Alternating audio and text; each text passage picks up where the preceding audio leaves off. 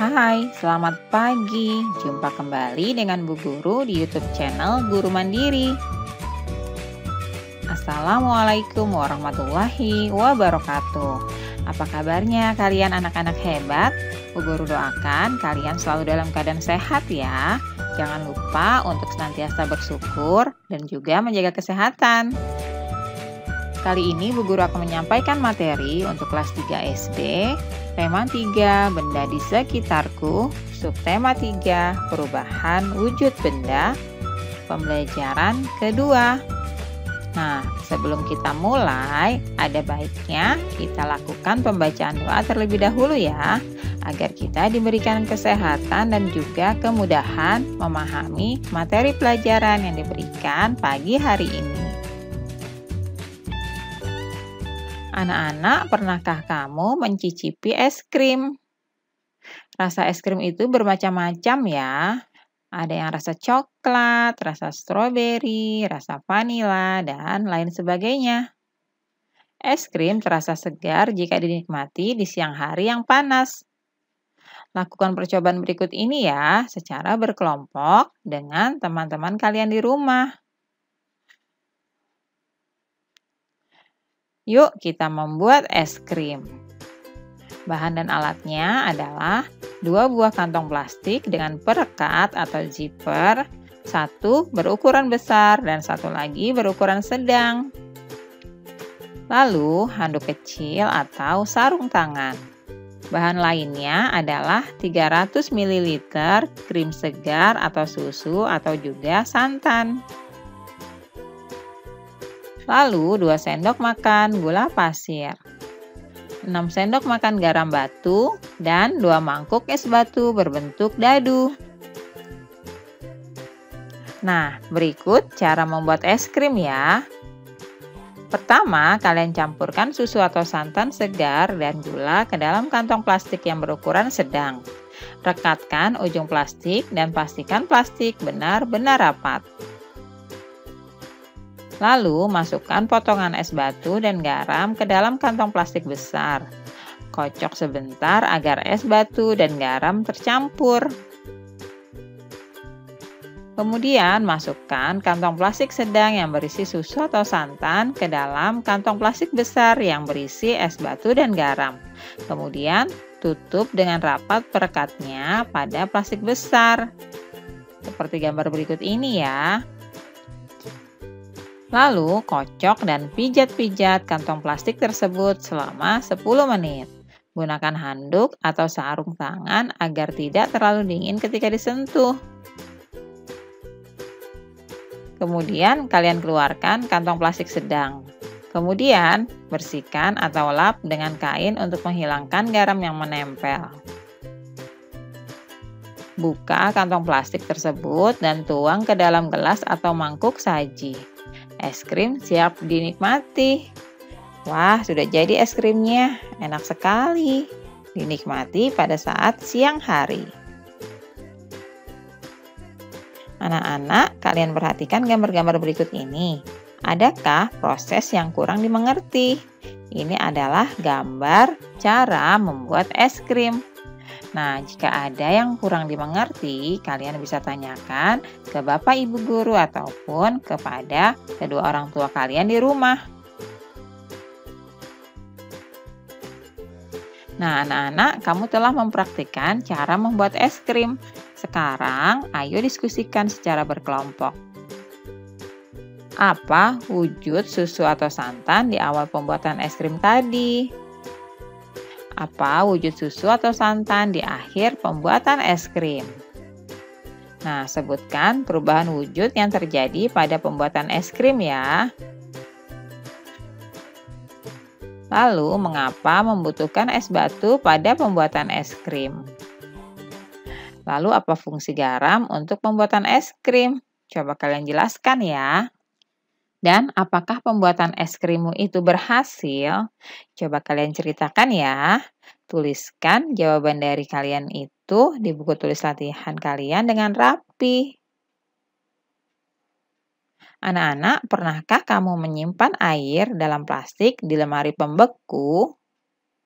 Apa yang akan terjadi dalam beberapa jam? Tentunya air akan berubah menjadi es, bukan? Meskipun kamu membuka ikatan plastik itu.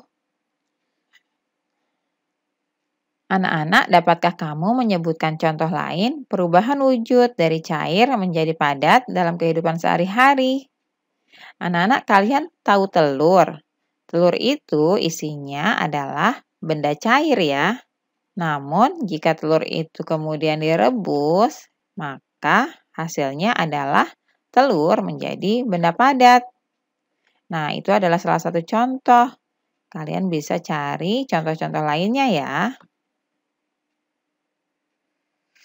Kamu telah mengerjakan pembuatan es bersama kelompokmu. Adakah pembagian tugas di dalam kelompok? Lalu, dengan pembagian tugas, pekerjaan menjadi mudah dan ringan, bukan? Begitu juga di sekolah. Siswa di sekolah ada peran masing-masing. Contohnya di SD Nusantara tempat Siti dan teman-temannya bersekolah. Ada guru yang mengajar sehari-hari di kelas. Ada pula kepala sekolah yang memimpin sekolah. Nah, kalian coba kerjakan secara berkelompok ya. Carilah informasi tentang peran-peran yang ada di sekolahmu, selain peran siswa ya. Isikan hasilnya pada tabel berikut ini. Nah, berikut ini adalah tabel yang harus kalian isi ya. Kalian tuliskan peran dan juga namanya. Contoh yang pertama adalah peran sebagai guru kelas. Kalian tuliskan nama Bapak Ibu guru kalian. Lalu contoh yang kedua misalnya perannya adalah tata usaha. Siapakah namanya? Kalian bisa tuliskan di tabel berikut ini ya. Peran berikutnya ada penjaga sekolah dan juga yang lainnya. Kalian lengkapi tabel ini di buku latihan kalian ya. Kamu telah mempelajari peran-peran yang ada di sekolahmu. Diskusikanlah dalam kelompokmu mengapa perlu ada perbedaan peran di sekolah. Apa yang terjadi jika di sekolah hanya ada kepala sekolah? Bagaimana bila tanpa ada bagian yang lainnya? Kira-kira apakah fungsi sekolah akan berjalan dengan lancar? Bagaimana menurut kalian? Coba kalian diskusikan ya. Kalian tuliskan hasil diskusinya pada tempat yang telah disediakan. Kalian tulis di buku latihan kalian ya. Oh iya, pembagian peran juga dapat dilakukan saat bermain, seperti misalnya saat bermain sepak bola. Saat bermain sepak bola, ada yang berperan sebagai penjaga gawang, penyerang, dan juga pemain belakang. Ada juga yang berperan sebagai kapten. Semua harus saling bekerja sama. Mengapa? Ya, karena untuk menghasilkan permainan yang terbaik. Permainan sepak bola sangat menyenangkan ya. Mari pelajari teknik menendang bola. Nah, kalian lihat anak-anak sedang asik bermain. Sebelum bermain, coba kalian lakukan pemanasan dengan membentuk lingkaran. Jika gurumu memberi aba-aba mencair, maka kamu harus berlari.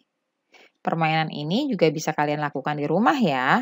Kalian bisa ajak teman-teman yang ada di rumah, adik, kakak, ataupun kedua orang tua kalian.